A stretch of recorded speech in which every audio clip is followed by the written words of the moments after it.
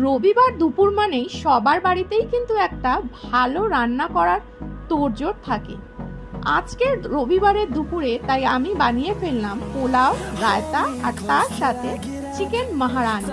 এটারই রেসিপি আজ তোমাদের সাথে শেয়ার করব। ম্যারিনেশনের জন্য প্রথমে আমি দিলাম টক দই 2 থেকে 3 চামচ, আদা রসুন পেস্ট 1 চামচ,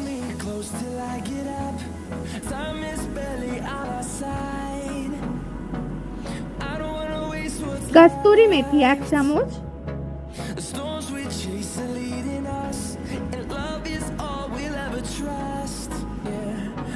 আর কাশ্মীরি লাল মির্চ পাউডার 1 চামচ,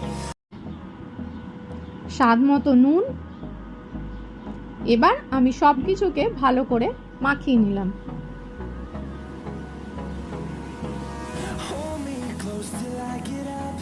ম্যারিনেশনটা আমি রেখে দেব 8 ঘন্টা থেকে 2 ঘন্টা।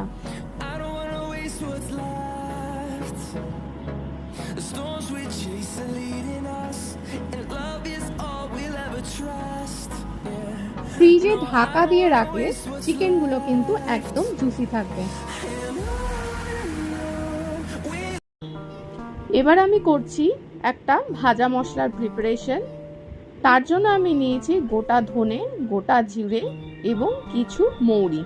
সেটাকে আমি প্রথমে গরম কড়াইতে হালকা করে ভেজে নিয়ে রোস্ট করে নেব।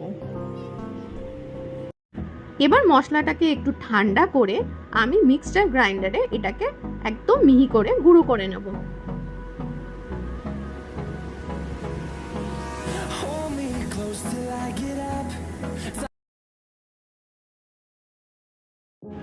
এবার আমি সেকেন্ড পেস্টটা বানিয়ে নিচ্ছি। তার জন্য নিলাম বড় কোয়া রসুন 8টা, তার সাথে কিছু ছোট ছোট সাইজের রসুন নিলাম, একটা গোটা পেঁয়াজ যেটা আমি 4 টুকরো করে কেটে নিয়েছি,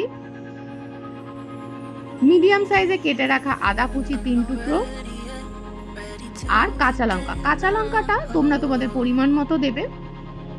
আমার বাড়িতে যেহেতু আমার ছোট মেয়ে খায় আমার রান্নাটাই, মানে আমাদের করা রান্নাটাই ও খায়, ওর জন্য আলাদা করে আর আমি সিদ্ধ বা অন্য কিছু করি না, তো তার জন্য আমি কম ঝাল দিলাম। এই যে আমার পেস্টটা একদম রেডি।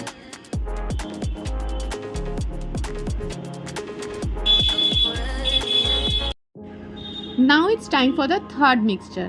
এর জন্য আমি নিয়ে নিলাম 6 পিস কাজু বাদাম, 12 পিস মতো ভেজানো আমন্ড। কেউ যদি ভেজাতে ভুলে গিয়ে থাকো তোমরা গরম জলে 1 ঘন্টা রেখে দিলেও এটা তাড়াতাড়ি সফট হয়ে যাবে। এর সাথে নিলাম 1 চামচ চাল মগজ এবং 1 চামচ পোস্ত ভেজানো, যেটা আমি এখন পেস্ট করব।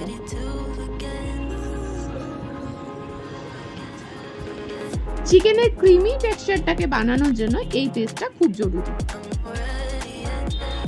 ব্যাস রেডি। এবার আমার রান্না শুরু করার পালা।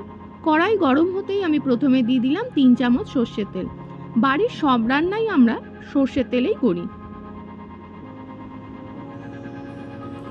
এরপর দিয়ে দিচ্ছি 2টো মিডিয়াম সাইজে কেটে রাখা পেঁয়াজ,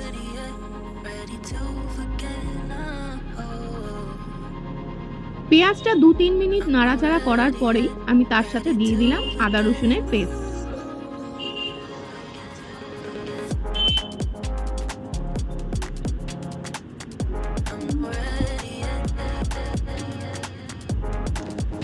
আদা রসুন পেঁয়াজ সব কটাকেই ভালো মতো ভেজে নিয়ে আমি দিয়ে দেব চিকেন। চিকেনের পরিমাণটা প্রথমে বলা হয়নি, এটা ছিল 600 গ্রাম মতো। আমি 1.5 ঘন্টা মতো ম্যারিনেশন করেছি, তোমরা চাইলে আরও আধ ঘন্টা এক্সট্রা করতে পারো, তবে মিনিমাম আধ ঘন্টা কিন্তু করতেই হবে।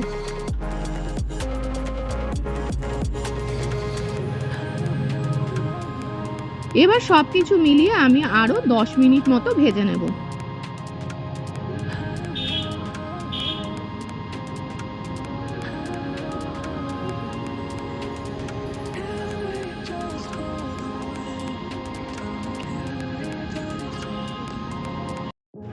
চিকেনটাকে আমি 10 থেকে 12 মিনিট মিডিয়াম ফ্লেমে রেখে ভেজে নিয়েছি। এবার যে ভাজা মশলাটা তৈরি করা ছিল তার অর্ধেক অংশ আমি এবার দিয়ে দেব।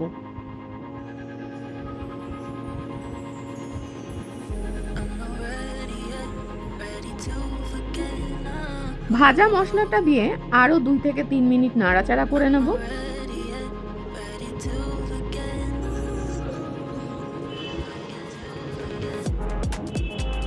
এরপর আমি দিয়ে দিচ্ছি বাদামের পেস্টটা, যেটা আমি আগে থেকে রেডি করে রেখেছিলাম। এই রান্নাটা করতে আমি কিন্তু কোনো এক্সট্রা জল দেব না।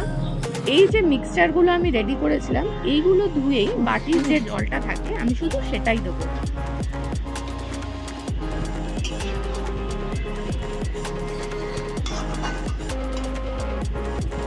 বাদাম বাটাটা দিয়েও আরো 5 মিনিট আমি রান্নাটা করে নিলাম।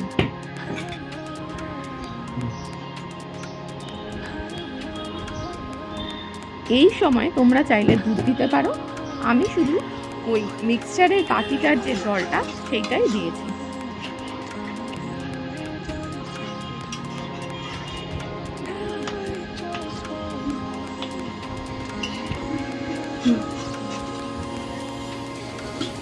ঢাকনা দিয়ে রেখে দিয়েছিলাম প্রায় 10 মিনিট মিডিয়াম ফ্লেমে। দেখো চিকেন থেকে অনেকটাই জল বেরিয়েছে, তাই এক্সট্রা করে জল দেওয়ার দরকার হবে না। এবার আমি বাকি ভেজে রাখা মশলাটা দিয়ে দিচ্ছি।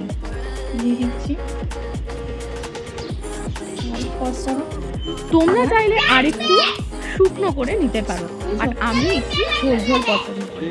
দিয়ে দিচ্ছি আবারও কস্তুরি মেথি। কস্তুরি মেথিটা একটু ক্রাশ করে দেব। ফাইনাল কনসিস্টেন্সিটা থাকছে এরকম। আর কেউ যদি একটু শুকনো গামাখা খেতে চাও তাহলে আরেকটু টেনে নেবে। প্রথমে পোলাওটা খাচ্ছি।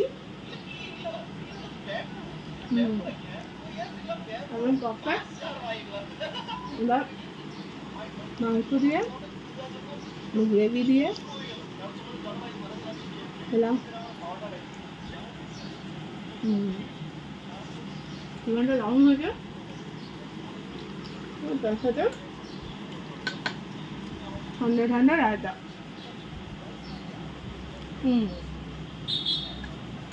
জান